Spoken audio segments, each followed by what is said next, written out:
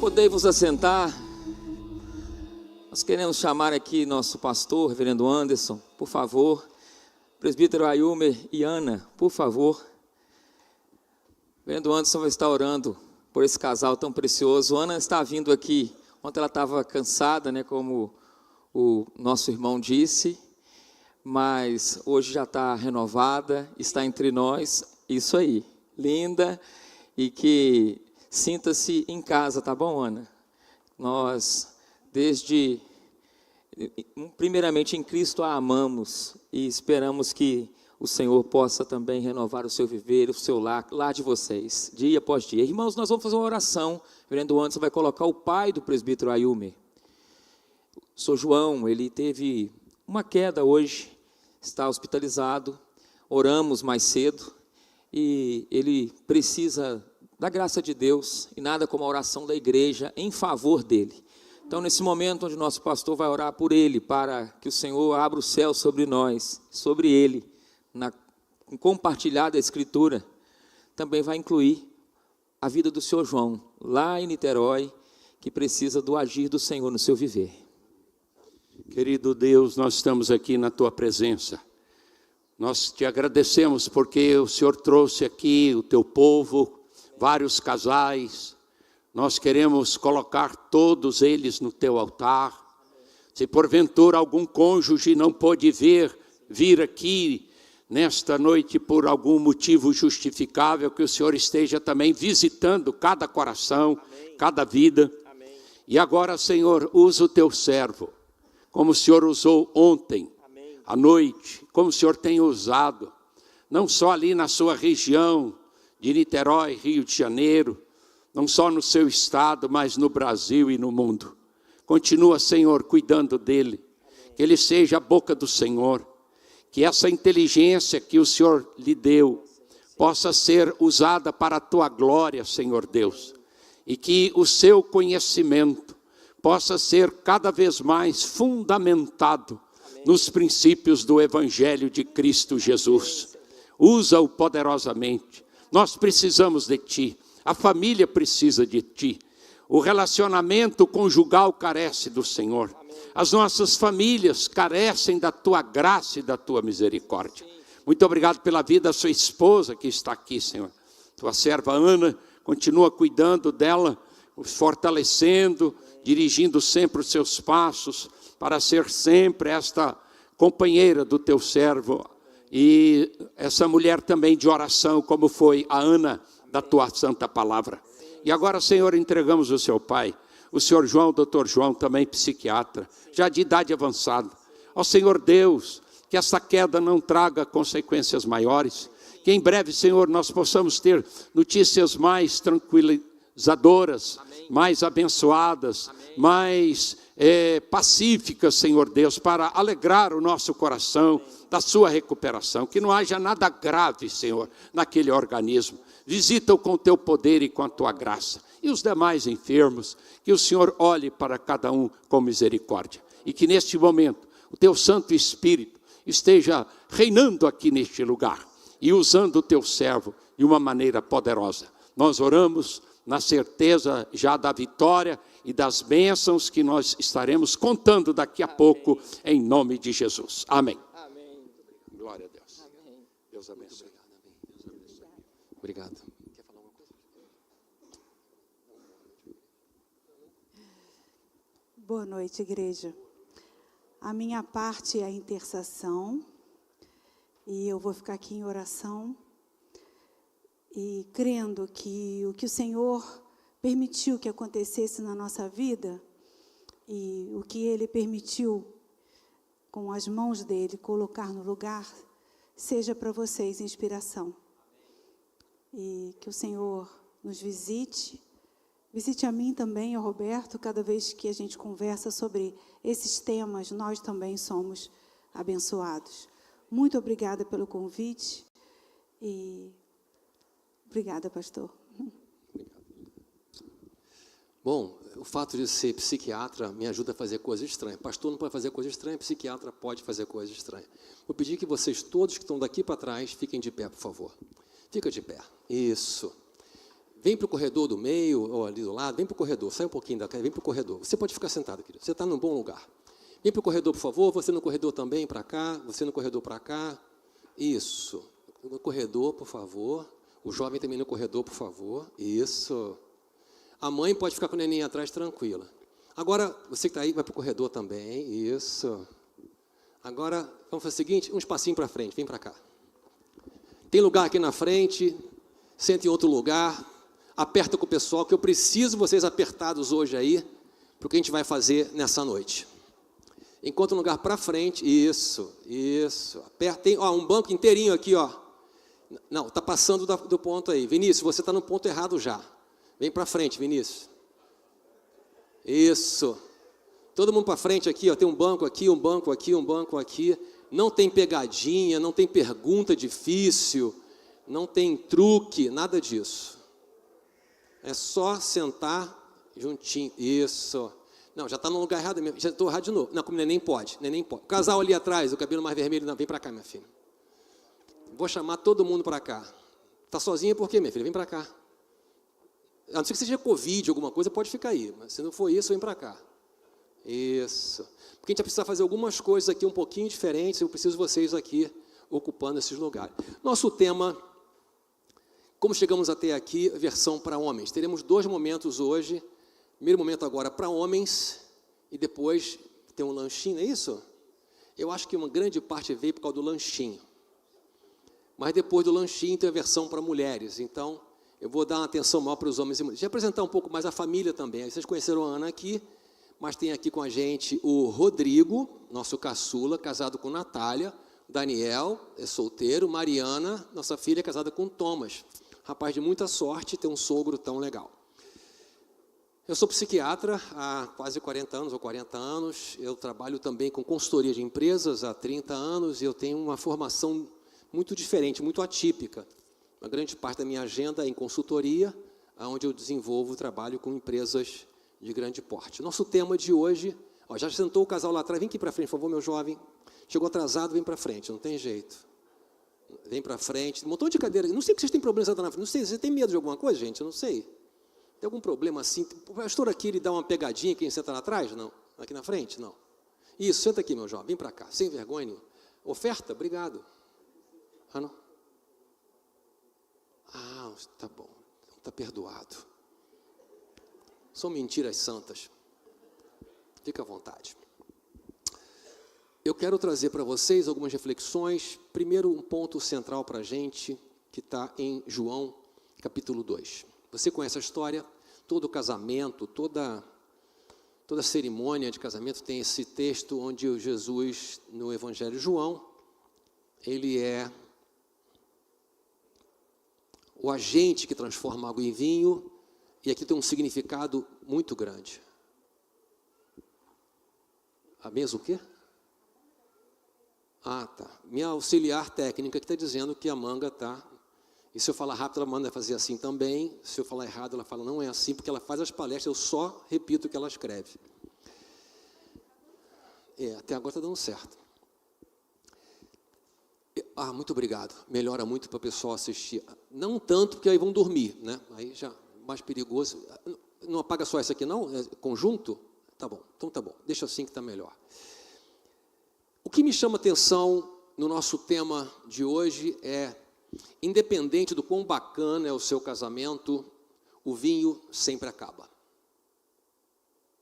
Em todo casamento, o vinho acaba. Se você imagina que o seu casamento é blindado, que não vai ter crise, não vai ter dor, não vai ter tempos onde a alegria desaparece, você foi enganado, isso vai ser pior ainda, porque em todo casamento o vinho acaba. E porque ele acaba, a gente precisa encontrar uma outra forma de viver diferente do caminho inicial. O caminho inicial é quanto eu amo, quanto eu desejo, quanto eu tenho boa intenção, quanto eu me esforço. O teu esforço não é o bastante para que o seu casamento frutifique, para que esse vinho seja multiplicado, reapareça, seja reconstruído. Algumas premissas aqui, eu quero perguntar se Moinho Iguaçu também é assim. Eu queria ver se vocês concordam comigo nessas premissas que são assim. Primeira, essa aqui, a família é o nosso maior compromisso depois de Cristo. Concorda comigo? Sim ou não? Amém? Não? Assim ou não? Assim. Família é um compromisso da gente? Ou tem outro maior que a família? Tem Deus aqui, mas a família é compromisso. O que vocês acham? Sim ou não? A família é onde aprendemos a amar. Ou é na escola, ou é no trabalho, ou é na rua. Onde você aprende a amar? Na família, sim ou não? Terceira premissa é: a família é o mais importante. Ou será que é o dinheiro? Ou será que é o mais importante para você também? Sim ou não? Aí eu pergunto, você responde, entendeu? É interativo o negócio. Eu estou longe aqui por causa do computador que ficou preso nesse projetor, mas eu pergunto, você responde. Então vamos lá, a família é o nosso maior compromisso. Lê comigo aqui. A família é o nosso maior compromisso. A família é onde? A família é o mais... Ok. Se a família é o nosso maior compromisso, por que nós quebramos mais promessas na família do que no trabalho? É muito raro se quebrar uma promessa, um compromisso com o seu chefe. Mas na sua casa, é raro, mas acontece muito. Se a família é onde aprende a amar, por que é na família que as palavras mais duras são ditas? Por que é em casa que palavras mais cruéis são ditas? Não é no futebol, não é no trânsito. As palavras mais intencionalmente duras são ditas em casa. Se a família é o mais importante, por que ela fica para depois de tudo que é urgente? E os urgentes engolem o importante. E quando eu vejo aquilo que era importante, agora, numa crise, vira urgente. Quando eu não trato o importante, vira urgente. Por exemplo, se eu não trato a minha saúde, meu colesterol está alto, minha glicose está alta, num dado momento eu vou ter uma crise. Eu vou ser internado com infarto, eu vou ter um derrame. E aquilo que era importante, quando não foi tratado, se transforma em urgente. Aí eu vou tratar. E aqui, para a gente entender essa história, eu trago para vocês uma reflexão bem desafiadora de uma pesquisa que o IBGE fez. Quem que tem menos de 5 anos de casado? Menos de 5. Menos de 5. Quem tem 25, 30 ou mais aqui? Levanta a mão. Ó. É, a maioria, né? Pessoal insistente. Então, essa pesquisa do IBGE fala o seguinte: quem tem menos de 5 anos de casado, 1 em cada 6 casais com menos de 5 anos se divorciam. E quem tem mais de 30, 1 em cada 3 casais com mais de 30 anos se divorciam. Eu fiquei meio assustado com essa estatística, porque será que o IBGE exagerou? Será que isso está muito inflacionado? Mas acompanhando o consultório também, muito tempo de consultório, são 40 anos de consultório, eu vejo quantos casais se separam depois que os filhos casam, os filhos saem, e quando eles olham para eles mesmos, não tem nada que foi construído de amizade, de admiração, era só resolver problema junto, pagar a conta junto, e aí o casamento, quando não tem mais a conta junto, não tem mais filho, não tem mais problema, o casamento também não tem mais por que existir. Então, eu quero trazer para vocês uma palavra de desafio sobre o dia de hoje.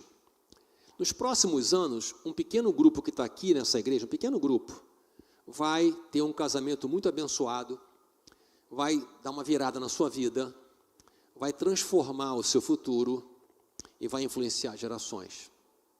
De vocês aqui, uma pequena parte de vocês, eu não sei quem é, nos próximos anos, vai ter uma vida melhor ainda, e essa vida, na sua casa, no seu casamento, vai influenciar gerações. Entretanto, um pequeno grupo que está aqui, daqui a alguns anos, vai estar separado. Vai falar, fui uma conferência Renovo, fiz um montão de coisa, fui na igreja, mas não adiantou. E vai ter explicações, justificativas, e vai estar separado. Talvez você não imagine que isso possa acontecer com você. Mas todo casal que se separou, que eu acompanhei um dia, estava apaixonado, dando beijo na boca, feliz da vida, ia dizendo, eu te amo para sempre. Entretanto, a parte mais perigosa para mim, não é nem quem está separando no futuro, nem quem está muito bem no futuro, é quem está no meio. Essa é a parte mais perigosa para mim. Uma grande parte vai ter uma vida morna, previsível, com as mesmas queixas, sem qualidade de vida e sem alegria. Uma vida de pagar conta, fazer tarefa, arrumar a casa e ter as etapas do ano. Aí chega o final do ano, aquela bagunça de família de novo. E quando acabou o Réveillon é um alívio, e tudo começa de novo, um montão de promessa.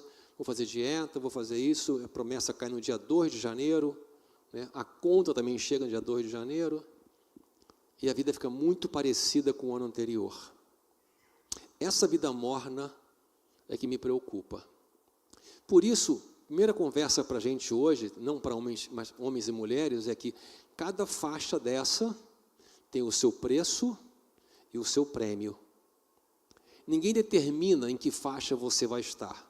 São as suas escolhas que determinam onde você vai estar. Numa separação, numa vida morna ou numa vida cheia de alegria, de bênção e de amor. Isso não vem de graça para você. Isso não é automático para você. Mas cada um vai ter o casamento que merece, de acordo com o que investiu. O casamento não depende do outro. Não é 50%, 50%. Essa conversa para mim não funciona. Para mim depende de uma pessoa lúcida que se posiciona e desse lugar a vida pode mudar. Então a conversa de hoje tem algumas coisas mais divertidas, coisas mais tensas, mas aqui eu digo para vocês que a vida lá fora está bem dura. Está dura a vida lá fora? Mas eu poderia aqui dentro, chamado casamento, minha casa, eu podia pegar mais leve. Eu podia ser mais leve na minha casa. Está difícil lá fora, numa sociedade extremamente violenta. Eu venho do Rio de Janeiro, você sabe o que eu estou falando. Uma sociedade onde pessoas são canceladas porque pensam diferente uma das outras, politicamente ou o que for, cancela um parente, cancela um amigo de infância, cancela pessoas que a vida inteira foram amigos porque ele pensa no outro partido, e já que ele pensa nesse outro partido, ele é do capeta. Pronto, acabou.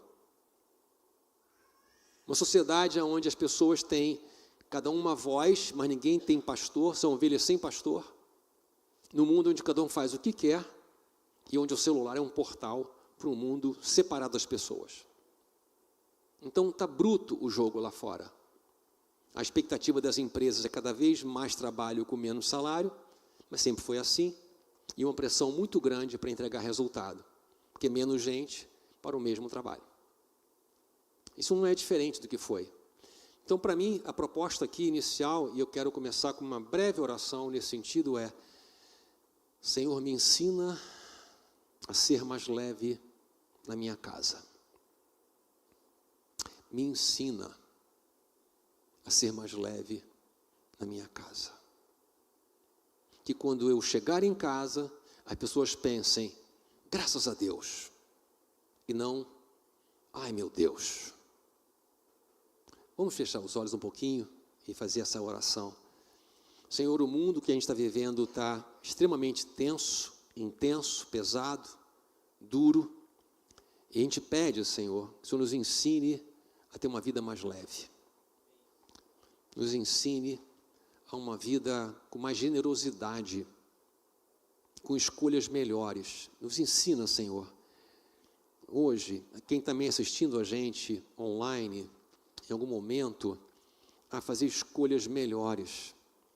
Eu quero estar naquela faixa verde daquele gráfico, onde meu casamento, minha casa, abençoa outras gerações, deixa um legado, deixa um exemplo, e não uma conta, um problema, uma imagem ruim.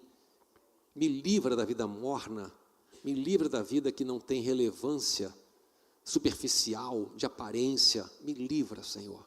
Renova em mim um coração reto, como nós cantamos aqui do Salmo 51. Não retire de nós o Teu Santo Espírito. Faz que a nossa vida seja instrumento para outras vidas te conhecerem e transbordarem o Teu amor, em nome de Jesus. Amém. Então, nosso tema agora é Juntos por uma Vida Mais Leve, versão para homens. Aqui um alerta médico. Eu trouxe alerta ontem para os líderes que estavam aqui presentes e trago para vocês. A sua família está em perigo. Quem concorda comigo? Tem perigo ou não tem na família? O problema é que você é o maior perigo da sua casa. Ninguém é mais perigoso na sua casa do que você. Ninguém influencia mais a sua família do que você. Ninguém tem mais impacto na sua família do que você. Então, a reflexão que eu trago para você hoje é, talvez sem perceber, você esteja sendo um dos principais perigos para a sua casa e para a sua família. E se eu não vejo o motivo disso, não entendo isso, é bem provável que eu não faça nada para tratar isso. Deixa eu explicar por quê. Primeiro, um fator fundamental é, estamos muito cheios. Vivendo um período de muita demanda. Sensação de que não dou conta. O dia termina com mais coisa na minha lista que começou o dia. Eu trabalho o dia inteiro, tenho uma lista de coisas que só vai aumentando durante o dia. E no final do dia eu estou mais cansado e não vejo um horizonte de mudança. Isso vem com muita força após a pandemia. A pandemia gerou em cada um de nós um período de medo e ansiedade e incerteza muito grande. Quem teve parente ou amigo próximo que morreu aqui na pandemia? Pessoas muito próximas a nós morreram, mais jovens, mais saudáveis e melhores do que nós morreram. E a pergunta é, por que não eu?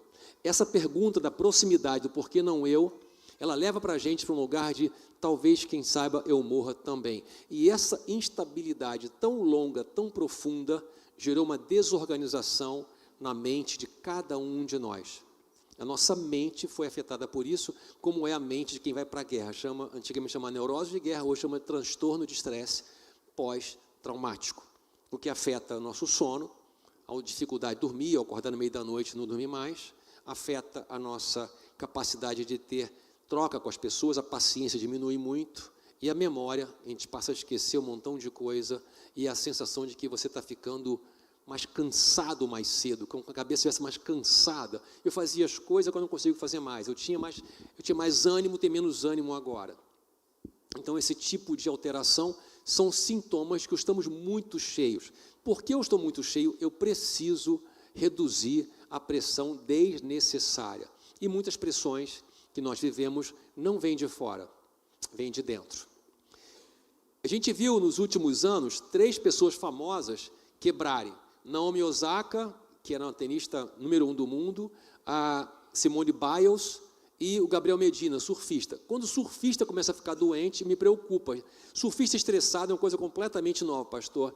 Eu nunca vi surfista estressado, mas surfista estressado, se o surfista, imagina eu, psiquiatra, como é que eu vou estar estressado? Mas os 3 saíram de competições mundiais, abandonaram as competições por fator de saúde mental. Isso foi inédito, mas hoje há um reconhecimento que atletas de alta performance, treinados para isso, também têm limite. Então, essa ideia de que eu não tenho limite, que eu posso ir sem parar, é uma ideia falsa. Então, a minha lucidez ela é afetada de maneira progressiva. Por exemplo, aqui eu tenho um gráfico que mostra quando eu estou no meu melhor, mais energia, animado, empolgado, mas quando a dor vai aumentando, quando a dor vai crescendo, eu vou perdendo essa disposição até chegar a um ponto do não aguento mais. E onde que está a minha lucidez nesse lugar? Nas escolhas que eu faço. Quanto mais eu estou saudável, animado, feliz e saudável como todo, corpo, mente e espírito, melhores são as minhas escolhas. Quanto mais cansado, estressado, irritado eu estou, mais eu sou precipitado nas minhas escolhas. Então, lucidez para a gente aqui não é um ponto fixo, mas é um ponto variável. Por isso que é tão perigoso você passar um dia difícil no trabalho e chegar em casa e despejar na sua casa tudo aquilo de ruim que você recebeu no seu trabalho e despejando na sua casa. Quem que vai arrumar? É você mesmo. É você mesmo. Porque na sua casa, você é a pessoa mais perigosa. E não tem mais alguém para arrumar a bagunça que você faz. Você faz a bagunça e você arruma a bagunça. A bagunça de um casamento, de um filho estressado, um filho que tem medo de você, um filho que não quer estar com você, que você não sabe brincar com ele, ele não reconhece você como alguém que sabe brincar. Então, a nossa lucidez ela é variável. E quanto mais estressado, cansado eu estou, piores são as minhas escolhas. Eu posso estar na igreja, lendo a Bíblia, buscando, mas as minhas decisões vão ser afetadas pelo grau de cansaço, de estresse que eu estou vivendo. Isso vai afetar diretamente as minhas escolhas. Tá claro, gente? Ou seja, a lucidez tem dois elementos. O que acontece comigo, esse é um ponto que ninguém pode evitar. Ninguém pode evitar um chefe maluco, ninguém pode evitar uma pandemia, ninguém pode evitar uma cidade violenta. Mas o que eu faço com o que acontece comigo? E aqui você tem escolha. As suas escolhas estão exatamente aqui. O que você faz com o que fazem com você? Como é que você dirige os estímulos que você recebeu? Como é que você trata eles? Então, eu vou fazer algumas coisas com vocês que eu acho que vão ajudar vocês para que a gente conversar especificamente com os homens hoje. Vou pedir que vocês fiquem de pé e começar com uma agenda anti-estresse. Vamos ficar de pé, por favor? Orientação médica anti-estresse. Esse aqui é uma pesquisa muito bacana, muito bacana. A mulher também fica de pé, não é só homem não, mulher também. Se puder ficar em pé, é todo mundo em pé, entendeu? Se puder ficar em pé. Se não puder, tudo bem, tem gente que não pode. A gente ora aí, anda, até paralítico anda, coisa toda. Mas aqui, a orientação médica é o seguinte, olha essa pesquisa que legal. Pessoas que se abraçam todos os dias têm mais 5 anos de vida. Então, vamos trocar uns 5 abraços aí, gente. Uns 5 abraços aí com pessoas do seu lado, atrás de você, dá uma boa noite. Isso. Aperta a mão aí, dá um abraço. Eu não sei quem você é, não, mas vou dar um abraço em você. Parece uma pessoa simpática, tomou banho hoje, coisa maravilhosa.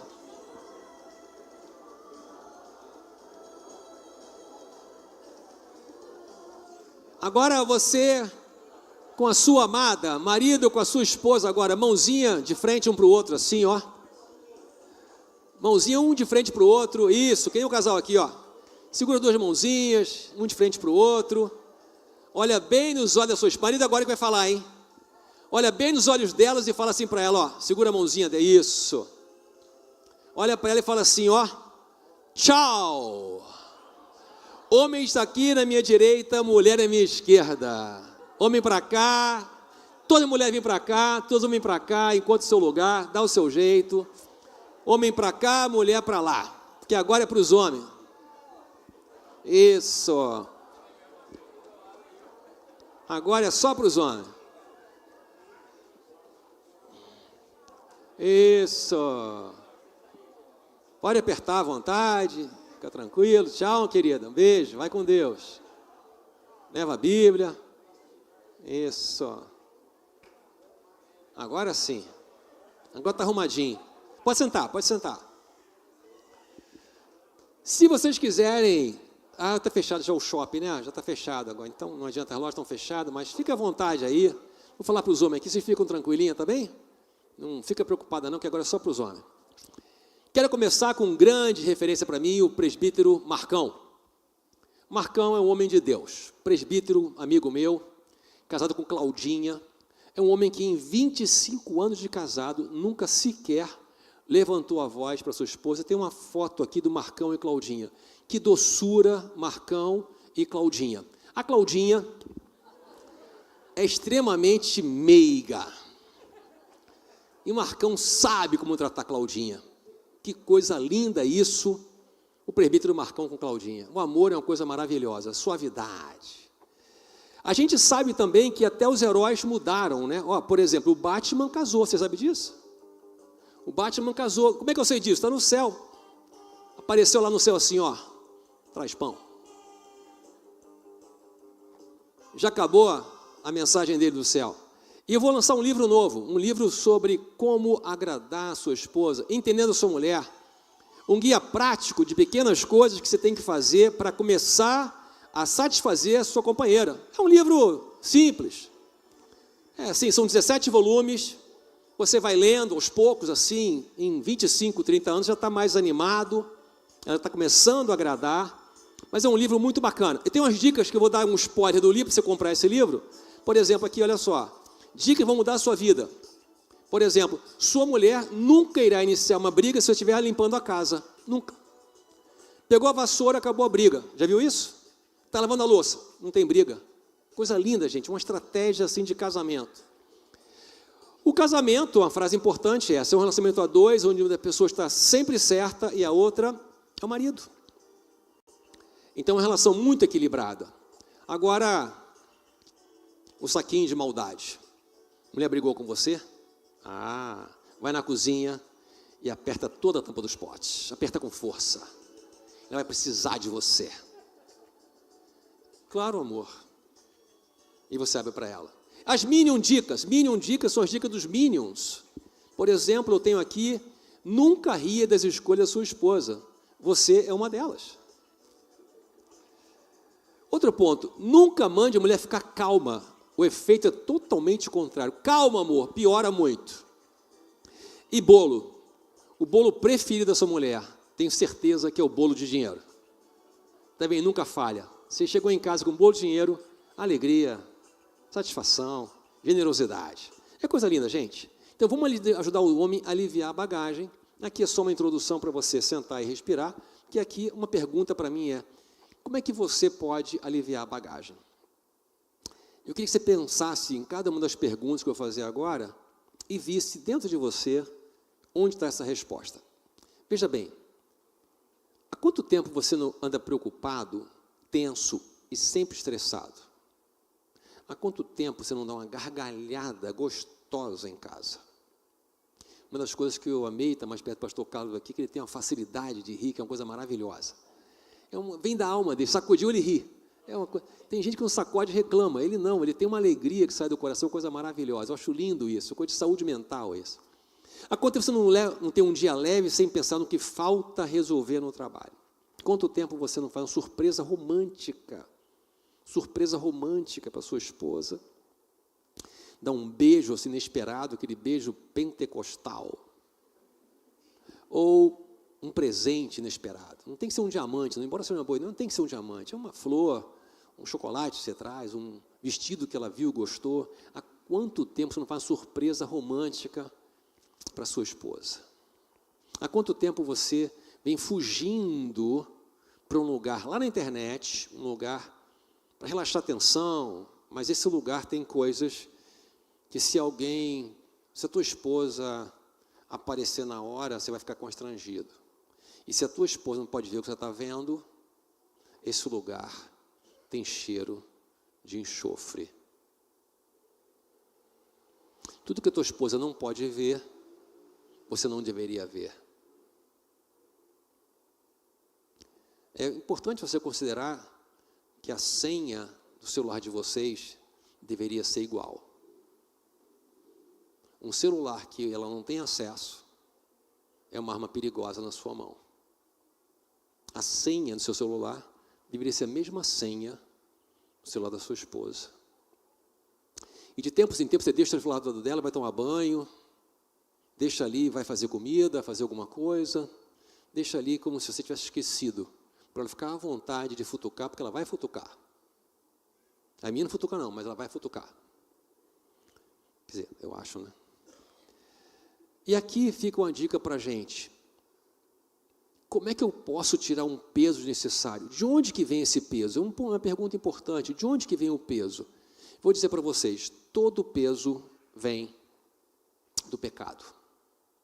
Todo peso vem do pecado. Você pode achar que está fazendo a coisa certa, e não tem nada de errado naquela coisa que está fazendo, mas se tem muito peso, está errado. O peso não é o trabalho, não é a tarefa, é o que acontece dentro de você. O cansaço é diferente de peso. Eu posso fazer uma coisa muito cansativa, e no final do dia, sentir que eu fiz a coisa certa e foi bom. Mas peso é uma sensação de que está errado, que eu estou fazendo uma coisa ruim, que eu estou me desgastando. Eu vi uma charge, um desenho, sobre os 7 pecados atuais. Ironizando os pecados capitais da Igreja Católica, os 7 pecados atuais usando um desenho, e eu achei interessante, porque de alguma forma faz sentido. Por exemplo, você vê aqui o pecado da gula, o iFood, trazendo um montão de comida que você não deveria comer. A preguiça, o Netflix. A ira, que o Twitter, que agora é X, onde pessoas brigam muito, disputam muito. A luxúria, o Tinder, um aplicativo de relacionamentos, nem sempre de pessoas solteiras. A soberba, o LinkedIn, que é um aplicativo de conquistas profissionais. O Facebook, vendo a vida dos outros com inveja, e a vaidade, o Instagram. Eu queria fazer só uma pausa para entender o que tem de errado nesses aplicativos. O que tem de errado nisso aqui que gera, para mim, o pecado central. O erro básico disso aqui é a ideia de que eu vou ser servido. Eu não vou servir. Eu vou fazer o que é bom para mim, não o que é bom para o outro. O centro desses aplicativos, o centro desse momento que a gente vive hoje, é a ideia de que eu faço o que é bom para mim. Eu venho primeiro. E esse é um lugar muito diferente de uma proposta de cuidar, proteger, servir, prover, que nós somos chamados a ter em nossa casa. É um papel nosso proteger a nossa casa. Mas se a minha cabeça está variando para lugares estranhos, onde tem enxofre, eu estou sendo a porta onde Satanás tem direito a entrar na minha casa, porque eu, a autoridade da minha casa, estou vivendo uma coisa que não está ligada à minha relação com Deus. Se não é relação com Deus, não tem neutro, não tem mais ou menos. Se eu não estou vivendo uma relação com Deus, obrigatoriamente eu estou sendo preso nas armadilhas de Satanás. Não tem neutro, gente, não tem isso aqui inofensivo. Ou eu tenho uma conexão com Deus, ou eu vou estar preso em Satanás. Não tem nada neutro em nossa vida. Como Josué fala para o povo, escolhei hoje a quem haver de servir. Se é o Deus que tirou a gente do Egito, ou o Deus dos amorreus, heteus, jebuseus, e todos os deuses são um Deus só, Satanás. Vamos entender então, o que a gente faz que acaba com o vinho? Quais são os movimentos que a gente faz que acabam com o vinho? Como tinha a questão aqui de 7 pecados capitais, eu usei isso aqui para a gente também, para os homens. O que a gente faz? Nós homens, que de alguma forma impactam profundamente o casamento e a alegria representada pelo vinho, a vitalidade representada pelo vinho, o prazer de estar junto representado pelo vinho no casamento, nas bodas de Caná, desaparece, você fica sem vinho no seu casamento. A primeira coisa que eu vi na história com os homens, e também olhando a minha própria história, é a impaciência. A impaciência é uma forma de não ter interesse. É uma aceleração do pensamento que mostra para o outro que você não tem interesse. Mas é tão frequente a impaciência que você pode achar que é normal. Vamos separar uma coisa comum de uma coisa normal. É comum eu estar cansado todo dia e dormir mal, mas não é normal. É comum eu ter dívida, mas não é normal. É comum eu estar acima do peso, mas não é normal. É comum ter muitos conflitos no casamento, mas não é normal. Eu não posso transformar uma coisa comum em coisa normal. Mas quando as coisas comuns se repetem todo dia em nossa vida, aquilo que é comum vira normal. É o que se chama normalização do desvio. O desvio passa a ser normal. Eu não vejo mais como desvio. É comum um homem ver coisa na internet que a esposa ficaria muito chateada se ele visse. Mas comum não é normal. É comum ter um grupo de amigos no WhatsApp que manda umas coisas e fala, o grupo que mandou é comum, mas não é normal. Aquilo que é comum, mas não é normal, não pode ser tratado como se fosse aceitável. A impaciência é comum, mas não é normal. Está claro, gente? O segundo fator que eu encontro é achar que tudo é simples, que a mulher está exagerando. Está exagerando, não é bem assim, está exagerando. Por quê? Porque a mulher lê o mundo de maneira diferente.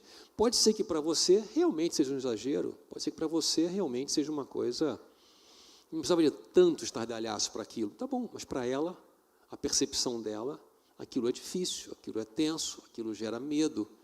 A percepção dela não é melhor do que a sua, nem pior do que a sua, é só diferente que a sua.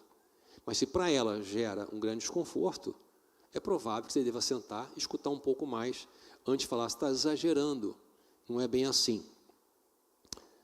A dificuldade que nós temos em pedir desculpa, você consegue identificar isso? Quem é que tem dificuldade de pedir desculpa? Os homens aqui? Só eu que tenho aqui, não?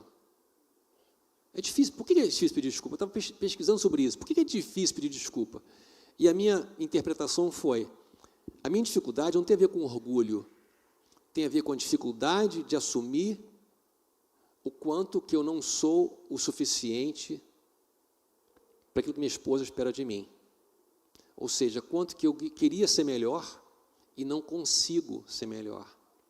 E pedir desculpa significaria aceitar a insuficiência e aceitar um fracasso, de certa forma, da minha parte. Entretanto, pedir desculpas é uma das coisas mais importantes para a gente, nós homens especialmente, porque é um lugar de não de estar certo, mas de entender, já que eu magoei você, não é quem está certo. Eu não tenho direito de magoar se eu estiver certo, entendeu? Eu posso estar certo, e se eu magoei uma pessoa, mesmo estando certo, eu tenho que me consertar. Onde Jesus fala, se um irmão tiver com você alguma coisa contra você, antes de colocar sua oferta, vai lá e conserta com ele, não quer dizer que ele está certo, que ele tem uma coisa contra mim. Não quer dizer que ele tem razão. Quer dizer que ele tem um sentimento difícil contra mim. Então, esse lugar de consertar as relações não é de quem está certo, é de quem tem mais maturidade para consertar. A falsa superioridade. O que é isso? Aqui é um pouco mais feio. Quando você vai para um lugar de ironizar, de desprezar, dar um palpite crítico. Já percebeu fazendo isso? Você fala umas coisas assim meio ácidas, duras. É o que chamo de falsa superioridade. Por que é falsa? Porque você não é superior. Não tem superior no casamento. Não tem maior e menor no casamento. Não tem esse lugar de domínio num casamento. Se alguém acha isso, é um desvio da palavra de Deus e uma patologia. Se o nosso mestre, nosso Senhor, na última ceia, decide lavar os pés dos discípulos, ele fala, vocês me chamam de mestre e eu sou. Se eu faço isso com vocês, façam assim com outras pessoas. Então, se o mestre se coloca no lugar de servo, para lavar os pés, por que eu vou tratar as pessoas como servas, se o meu papel de líder é lavar os pés? Então, um desvio muito grave, por muitos anos da igreja, a mulher ser tratada como se fosse alguma coisa menor, alguma coisa diferente aos olhos de Deus. Deixa bem claro para você, a tua esposa não é uma azeitona na tua empada, é um ser com luz própria, vida própria, projeto próprio, sonhos próprios e uma filha de Deus. E quando ela não está feliz, as suas orações são impedidas.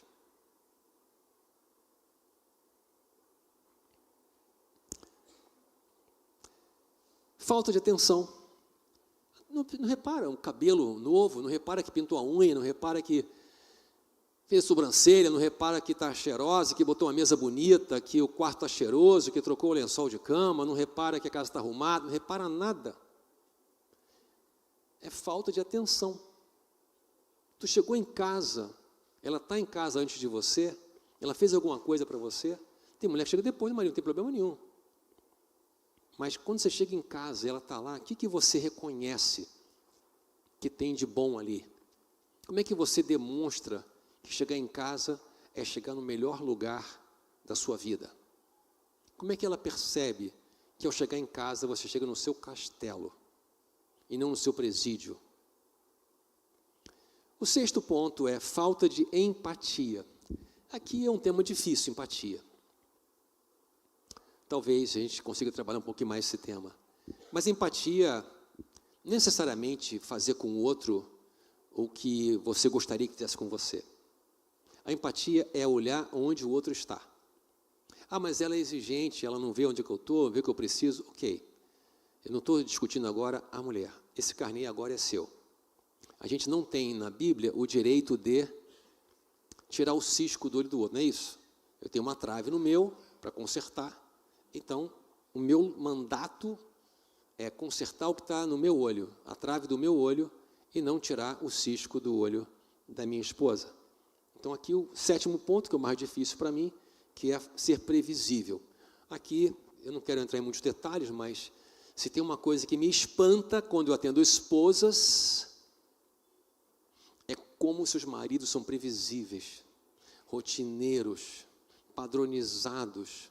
Falta criatividade para fazer um elogio, para dar um beijo, para fazer um carinho. Falta criatividade para um passeio, falta criatividade para um jantar. Falta criatividade para fazer um presente. Falta criatividade na vida sexual. E ele se acha muito, muito Dom Juan de Marco, romântico, sexy, mas a sua esposa não recebe nem o dízimo do que ela esperava de um relacionamento. E o cara acha que está ótimo, porque não enxerga a sua limitação. E se não enxerga a sua limitação, vai culpar a sua esposa. Aqui, se eu for resumir os 7 pecados do homem, é um só. A gente não sabe amar. Marido, amai vossas mulheres, um verbo no imperativo, não quer dizer que você vai conseguir fazer isso sem o Espírito Santo de Deus. Quando Deus manda a gente fazer alguma coisa, essa coisa é impossível fazer sem que Ele esteja envolvido. Quando o Senhor fala, na palavra fala, Paulo fala a verdade, marido, amai vossas esposas, eu estou dizendo, é impossível isso acontecer sem que Deus te ensine a amar, porque você não sabe amar. Você sabe proteger, você sabe guardar, você sabe ganhar dinheiro, você sabe outras coisas, mas amar, você não sabe. Você não foi feito para amar, foi feito para lutar. Amar é uma evolução do homem, que poucos homens alcançam esse lugar. Não é que não tem amor no seu coração, tem amor no seu coração, mas seus filhos percebem isso, a sua esposa percebe isso, os símbolos de amor estão envolvidos na sua casa? Não. Para muitos homens, isso está guardado dentro dele. Aquilo não é expresso, não é vivido, não é trocado, não é falado, não é simbolizado. Fica guardado dentro dele. E esse cofre fechado aparece quando ele cuida de alguma coisa, quando ele ajuda, quando ele paga alguma conta, quando ele... Mas são sinais muito distantes de uma troca. A gente não sabe amar.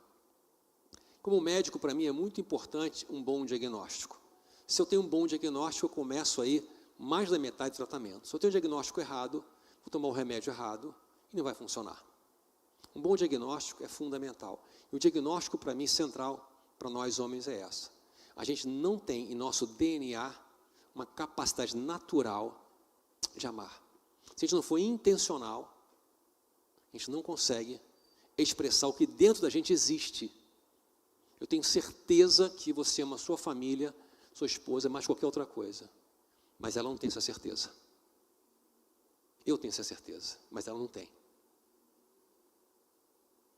E é minha responsabilidade ajudá-la a ter essa certeza todos os dias. Eu cantar aqui na igreja, eu falar aqui na igreja, eu fazer um montão de coisa para as pessoas, é muito legal. Mas se na minha casa eu não tenho a intencionalidade, 1 Timóteo, olha, se alguém não tem cuidado dos seus, especialmente da própria casa, tem negado a fé e é pior que o descrente. Quando Paulo fala para Timóteo sobre a relação entre vida em casa e a vida espiritual, eu acho isso muito interessante, é como se fosse o barômetro da vida espiritual. Como é que está o seu nível de vida espiritual? Não é quanto você acorda de madrugada para orar, quanto que você faz algum tipo de curso, jejum, oração, é como que está o cuidado com a sua família, o zelo pela sua casa, o interesse real de quando chegar na sua casa, que a esposa, os filhos, os empregados pensem, graças a Deus, ele chegou. E não, ai meu Deus, chegou um mala. Quando você chega, as coisas precisam melhorar. E ao chegar em casa, é chegar para servir, não para ser servido. É chegar para abençoar, para cuidar. Lá tem pessoas que passaram um dia difícil também, complicações grandes, e você, como um homem que tem estrutura, que tem força, que tem caráter, você pode chegar na sua casa e andar mais uma milha. Porque se fosse para o teu chefe, você faria isso. Se fosse para o teu principal cliente, você faria isso. Se no final do dia, o seu principal cliente, quem trabalha com cliente, fala assim, poxa, vem aqui, me ajuda no problema, tem aqui um montão de coisa para resolver, me dá 2 horinhas do seu tempo, você faria isso. Então, ao chegar na minha casa, eu tenho que dar o meu melhor. Aí eu estou cansado, depois eu descanso. Tem coisa para fazer, depois eu faço. Mas quando eu chegar na minha casa, eu preciso chegar dando o meu melhor. Se você trabalha longe da sua casa, 5 minutos, 1 hora, o tempo que for, o trajeto é o trajeto para você arrumar a sua cabeça e chegar na sua casa como um missionário. Eu estou indo para o lugar mais importante da minha vida espiritual, que é minha família. Eu vou dar o meu melhor. Depois eu tomo banho, depois eu descanso, depois eu como alguma coisa, mas primeiro eu vou abençoar a minha casa. Com um sorriso, brincar com meus filhos, abraçar minha esposa, agradecer o jantar, o cheirinho bom que sai da cozinha, o que for. Não tem comida? Vai lá e faz, não reclama. A gente não tem espaço para reclamar, tá claro, gente? Reclamar é filho mimado, essa fase acabou. Quem reclama volta para casa dos pais, separado. A gente não reclama, tem um problema, você vai e resolve. Tem uma dificuldade, você vai e resolve. Homem resolve, não reclama. A gente vai botar a mão na massa, faz acontecer. Homem não fica de beiço, de mal, sem falar, de mal. Homem resolve. Não está feliz, senta e conversa. Ó, você que está ruim para mim, eu entendo a sua dificuldade, vamos encontrar um caminho, vamos buscar ajuda profissional que seja. Mas o homem resolve. Não deixa a coisa ficar pendente, cada um num canto, e você começar a buscar na internet, em algum lugar, algum tipo de interesse ou brincadeira. A gente não brinca com perigo, a gente não brinca com pecado. A gente não brinca com o inferno. Porque o inferno entra na minha casa pela minha porta, espiritualmente falando. Está claro, gente? Uma chave que pode mudar a vida dos homens, e aqui eu vou te contar uma história real, que é o café derramado. Tinha um gerente que estava na beira de ser promovido, e ele preparando uma apresentação para que o diretor, o chefe do chefe dele, visse a apresentação, e ele seria o seu dia de promoção.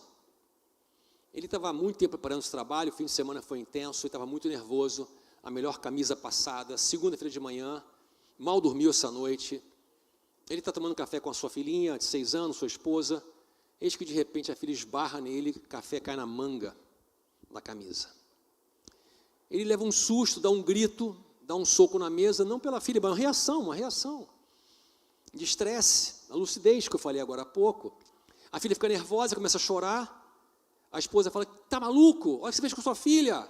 Ele fica mais nervoso ainda, mas a reunião, ele sai para tirar a camisa, pega uma camisa que não está tão passada assim, nem é tão boa assim, já fica meio nervoso com isso, a criança chora mais ainda, a mulher briga com ele grita do quarto, a criança chora mais ainda, e chega a van para pegar a criança. Pipi, pipi. Ela fala, não vou, chorando assim, vão fazer bullying comigo. E a mulher fala, você vai levar a tua filha, ela não vai chorando assim. Ele já vendo o prejuízo que tinha causado, pega a criança, bota no carro, ela vai chorando, ele fala, para com isso, ela chora mais ainda, chega na porta da escola, ela não quer saltar, porque está com a cara inchada, e agora ele tem que acalmar a menina, consegue acalmar em 2, 3 minutos, empurra ela para dentro, quando ele chega no carro, aonde está a minha mala com o notebook? Esqueci em casa. Perdeu a reunião, o chefe ficou muito chateado com ele, perdeu o emprego. Foi o café que fez isso? O café fez 10%. 90% foi a reação dele quando o café caiu na manga. É a lei 1090. A lei 1090 fala que o que acontece com você é 10% do problema, mas 90% é a sua reação ao problema, que está ligado à lucidez. Quanto mais eu estou descansado, tranquilo e bem, mais as minhas escolhas estão ligadas a longo prazo. Quanto mais estou estressado, irritado, mal dormido, mais as minhas escolhas são impulsivas e explosivas. Vamos imaginar outra cena. Ele está preocupado com a reunião, passou também esse fim de semana trabalhando, mas orando, e a sua filha esbarra e o café cai na sua manga, e ele fala, Jesus, me ajuda. E ela fala, pai, desculpa. Calma, filhinha, não tem problema. A mulher fala, amor, eu vou pegar outra camisa para você, rapidinho eu passo para você. Ora com a tua filha, enquanto eu passo a camisa. Ele fala, Jesus, ela ora pelo pai. Jesus, meu pai, essa reunião é muito importante para ele, abençoa ele. Ajuda ele nesse dia difícil. Abençoa o trabalho, ele é tão dedicado, tão amoroso. Aí toca pipi, a van, ela vai na van, a mulher traz a camisa para ele, leva a criança na van, abençoa ele, ele vai para o trabalho e é promovido. O que mudou? O café é o mesmo, mas a lucidez. Você não pode abrir mão da sua lucidez, especialmente na sua casa. Mas aonde que você fala as coisas mais duras? Na sua casa. Aonde que você é mais violento, bruto, tosco? Na sua casa. Por que que você tem o direito de fazer isso? Quem te deu esse direito de fazer isso? Quem permitiu você de dar o pior para a sua família e o melhor para o seu trabalho, para as pessoas na igreja, em outros lugares? Onde que você encontra base para isso? –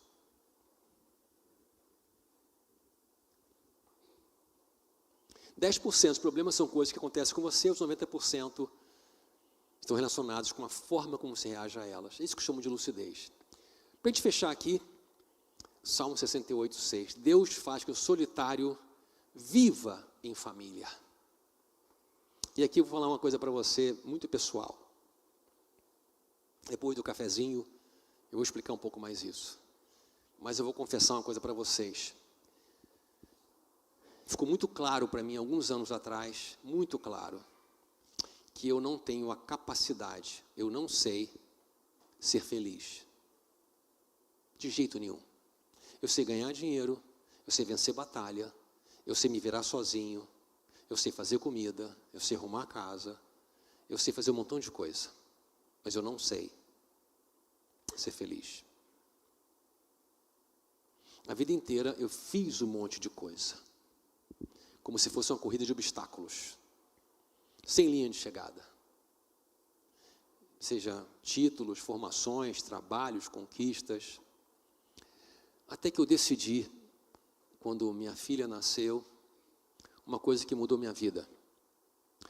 Eu não sei ser feliz, mas eu quero que minha esposa, minha filha e os filhos que virão sejam felizes. Eu vou investir na felicidade deles. E eu mudei a minha cabeça, eu mudei meu trabalho, eu mudei minha agenda, eu montei a minha vida em torno da família, não a família em torno do meu trabalho. Eu recusei trabalhos importantes, eu recusei um projeto que eu ganharia 6 vezes mais, porque eu ia ficar longe da minha família.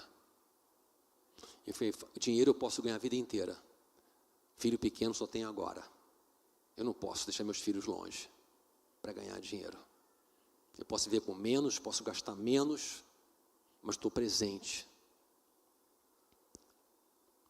Foi a decisão mais importante que eu tomei depois de Jesus Cristo, foi montar a minha vida em torno da família e não a família em torno da minha vida. Se você tem essa oportunidade de rever a sua agenda, reveja.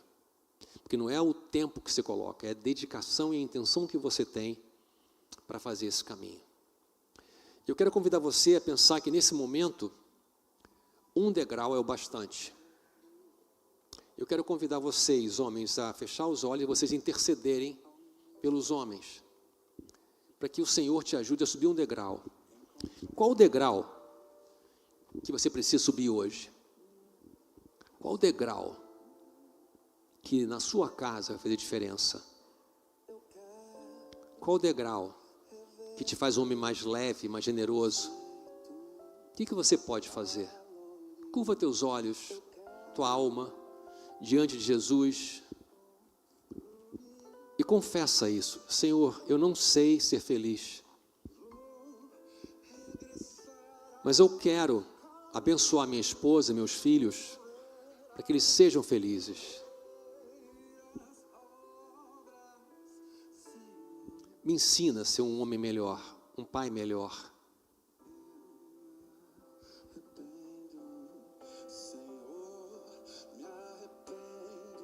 Me traz um lugar no meu coração de mais generosidade.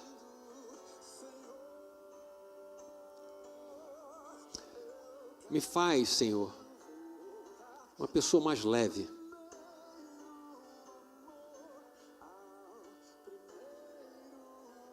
Que quando eu chegar em casa, minha esposa, meus filhos, meus netos falem, graças a Deus, o dia melhor agora que ele chegou. Me ensina a abraçar, elogiar, presentear, servir, lavar os pés. Me ensina, Senhor. Em nome de Jesus eu peço assim. Amém. Encontra a sua esposa e dá um abraço em silêncio. Fica ali com o coração colado, um minutinho só. Pode ser no corredor, algum lugar aí.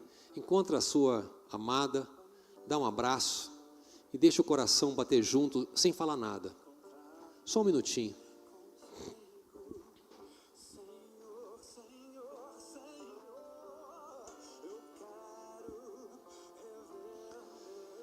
É só um abraço assim de encontro da alma, sabe?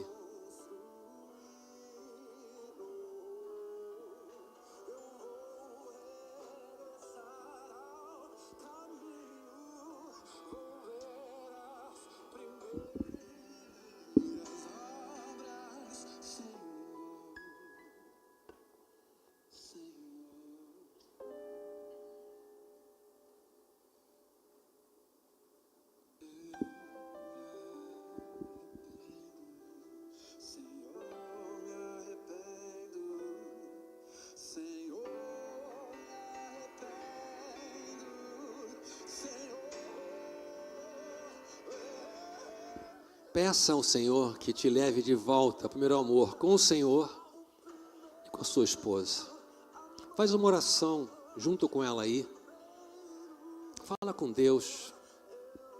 Renova a nossa aliança. Renova nossos sonhos juntos. Restaura o que está machucado, ferido, quebrado. Nos ensina esse lugar de caminhar junto. Nos ensina, Senhor, algo novo nessa noite. Louvado seja o teu nome, Senhor. Bendito seja o teu nome. Amém.